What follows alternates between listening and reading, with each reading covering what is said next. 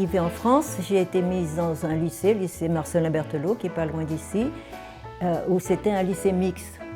Alors, les lycées mixtes, je ne connaissais pas. Hein. Moi, j'ai toujours été dans des écoles de filles, on ne prenait que des filles.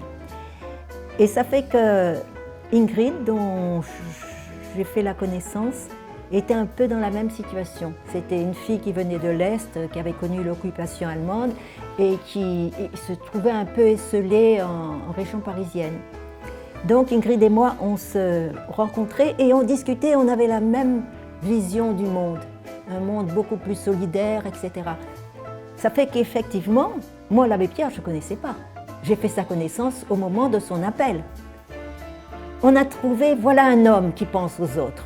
Dès qu'il a fait son appel, j'ai appelé mon amie Ingrid et je lui ai dit, tu vois, ce curé, il veut qu'on amène des vêtements pour les gens qui meurent de froid. Amenons tout ce qu'on a. Alors on a fait la razzia dans nos armoires. J'ai même emmené des choses que ma mère n'avait pas du tout l'intention de donner. Hein. Et on est reparti, mais avec des ballots sur le dos.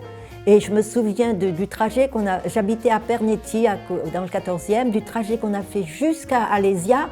Il y avait plein de gens dans la rue, plein de gens avec plein de couvertures.